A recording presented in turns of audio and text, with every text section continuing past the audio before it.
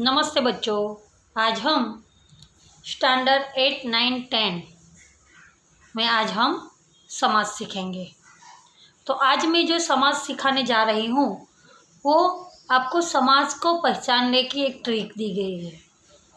आप ध्यान से उसको इस वीडियो को देखना। आप जब वीडियो देखेंगे तो आपको लगेगा हाँ ये तो बहुत ही इजी ट्रिक है। तो आप ये मेरा वीडियो जो आपको पसंद आए तो लाइक करना, शेयर करना और सब्सक्राइब करना और पूरा वीडियो आप देखना। हमारा पहला समास है अव्ययी भाव समास। तो उपयुक्त वाक्य में रेखांकित शब्दों में पहला शब्द अव्यय है और पूरा शब्द अव्यय के रूप में प्रयुक्त हुआ है। ऐसे सामासिक शब्दों को हम अव्ययी भाव समास कहते हैं। हिंदी में संज्ञा की द्विरुक्ति होने पर भी अव्ययी भाव समास बन जाता है। तो देखिए, अव्ययी भाव समास जिसका हम परिवर्तन नहीं कर सकते, जिन शब्दों के प्रारंभ में उपसर्ग जुड़े हो उसे हम अव्ययी भाव समास कहते हैं। तो यथा, प्र, प्रति, नीर, आ, अन, भर जैसे शब्दों से अव्ययी भाव समास जुड़ा होता है कि जिसका परिवर्तन नहीं हो सकता। उदाहरण के रूप में मैंने लिखा है यथाशक्ति, प्रतिदिन, भरपेट जैसे शब्दों जो अव्ययी समास में आते हैं। दूसरा एक शब्द मैं लिखने जा रही हूँ दिन दिन। आप देखना दिन दिन। तो उनका जब हम विग्रह अलग करते हैं तो क्या होता है प्रत्येक दिन। प्रत्येक दिन। जब हम प्रतिदिन का विग्रह अलग करते हो तो प्रत्येक दिन। यथाशक्ति तो शक्ति के अनुसार, जैसे हम उनमें से विग्रह, और कई सारे विग्रह है जो प्रतिवर्ष, प्रतिवर्ष तो क्या होगा प्रत्येक वर्ष।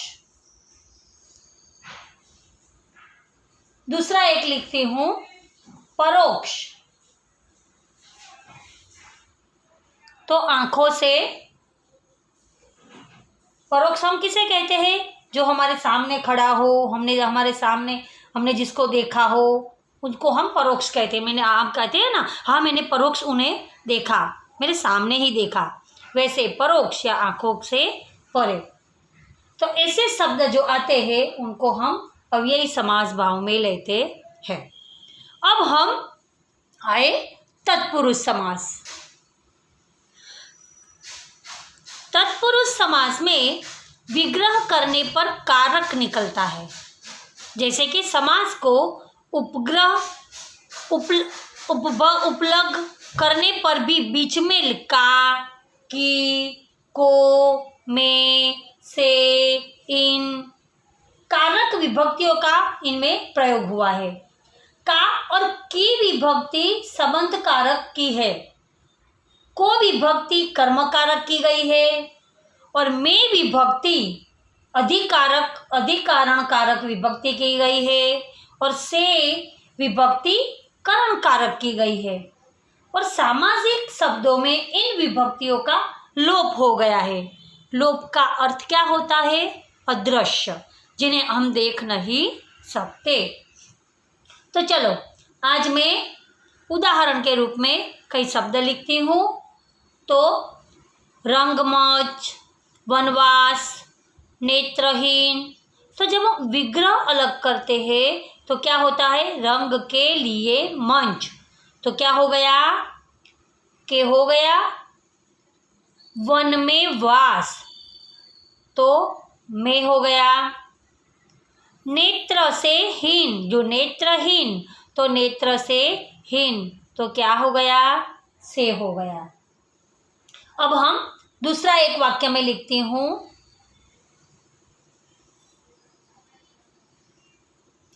मुंडमाला, तो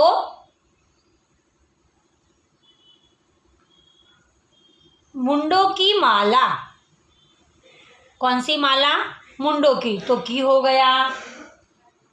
राजपुत्र,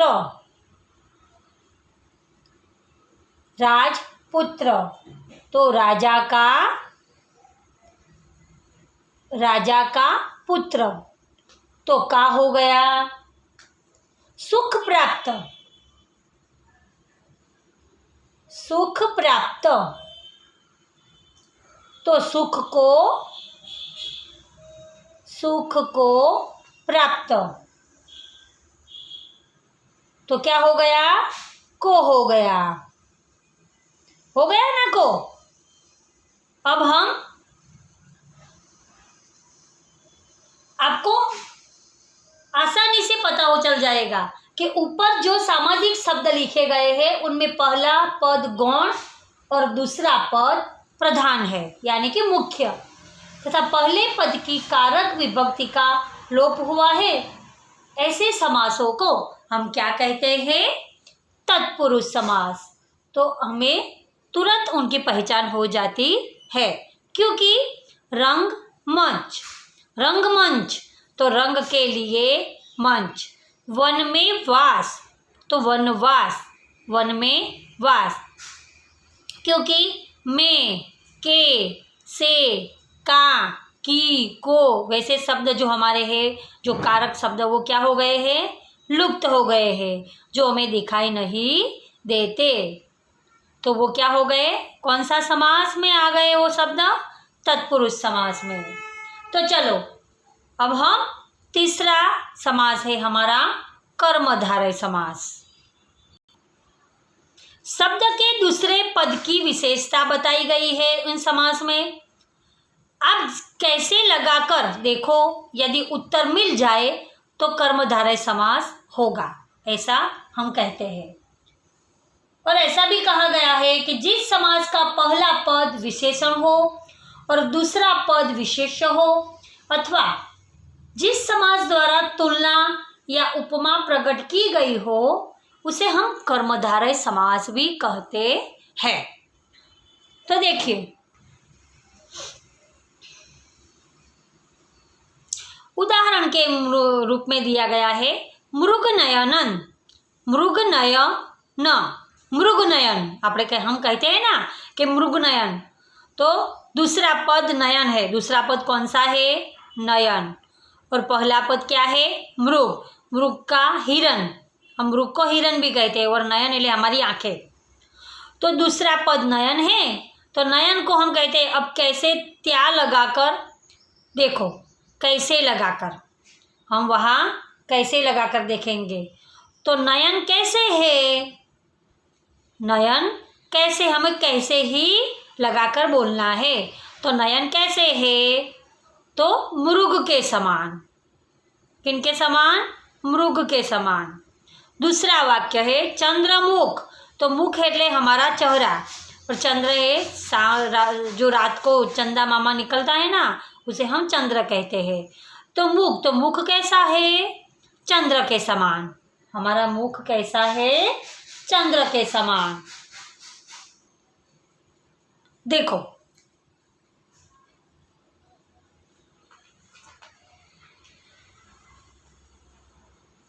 नीलांबर, पीछे का शब्द क्या है? अंबर, और आगे का नीला। तो अंबर कैसा है? अंबर यानी कि आकाश। अंबर कैसा है? तो नीला। अंबर कैसा है? तो नीला है। धरती माता, माता, माता कैसी है? धरती के समान। तो हम लिखते हैं कि माता कैसी है? तो धरती के समान। धरती के समान उनकी उपमा दी गई है। तो ये है हमारे कर्मधारय समास। अब हम आए द्वंद्व समास। द्वंद्व समास में कभी कभी द्वंद्व समास में दो से अधिक पद भी होते हैं, जैसे कि तन, मन और धन, ऐसे भी होते हैं। हम लिखेंगे, आप देखना। उदाहरण के रूप में योजक का चिन्ह लिखा है, देखो योजक लगा दो तो विग्रह करने पर और आएगा। लेन देन, दाल रोटी। दूसरा हम लिखते हैं हम तुम, भला बुरा, ऊपर नीचे। तो इसमें हम और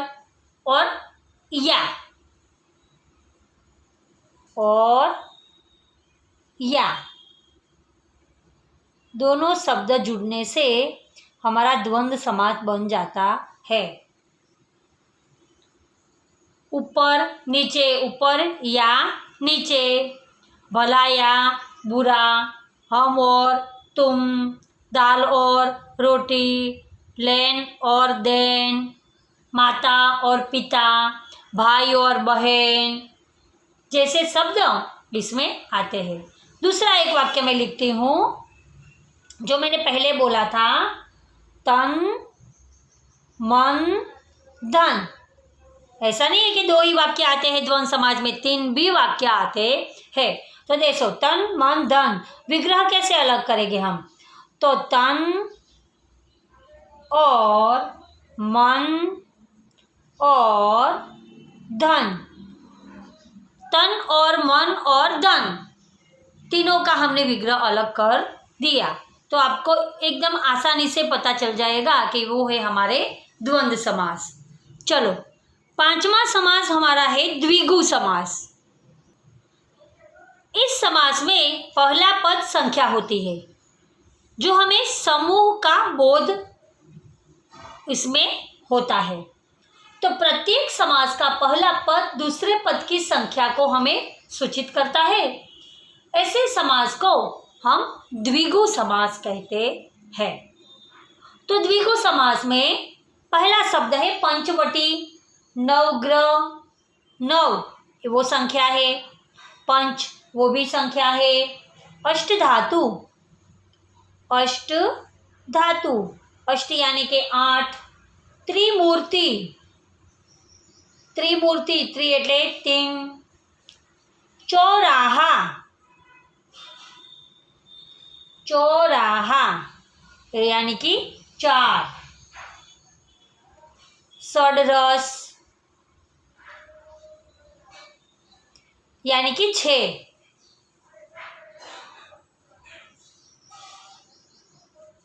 सप्तर्षि, सप्त यानी कि 7। तो नवरात्रि वो तो हम भूल ही गए, नवरात्रि तो 9 दिनों की रात्रि, सप्तर्षि 7 ऋषियों का समूह, षड्रस 6 रसों का समूह, पंचवटी 5 वटों का समूह, चौराहा 4 राहों का समूह, नवग्रह 9 ग्रहों का समूह, अष्टधातु 8 धातुओं का समूह, त्रिमूर्ति 3 मूर्तियों का समूह। द्विगु समास तो एकदम आसान है, जो हमें संख्या ही याद रखनी है। उनमें द्वंद्व और द्विगु दोनों समास हमारे एकदम आसानी से हमें याद रह जाता है। तो ये हो गए हमारे द्विगु समास। अब हमारे छठा बहुव्रीहि समास।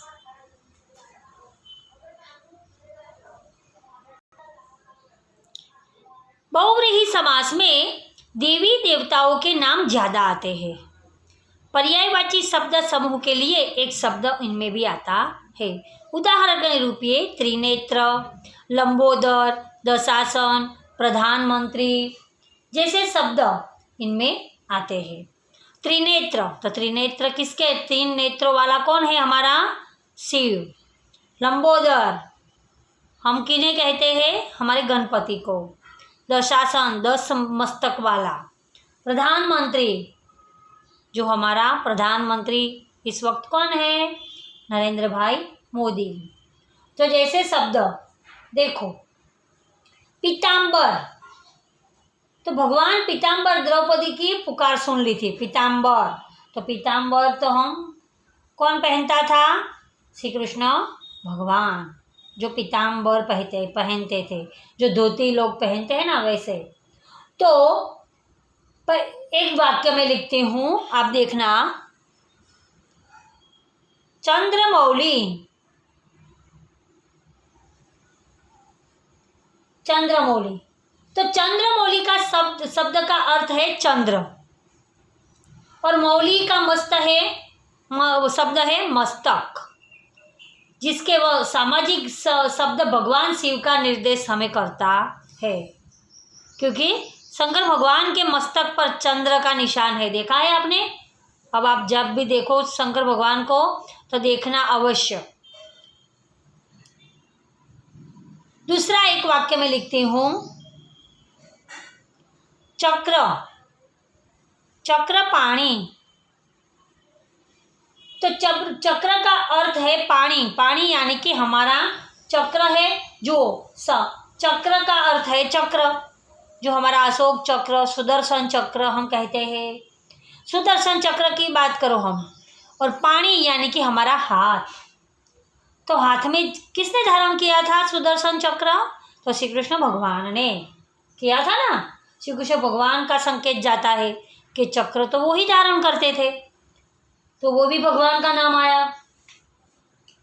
दूसरा एक वाक्य लेती हूँ, ऊपर लिखती हूँ, दत्तचित्त, दत्तचित्त।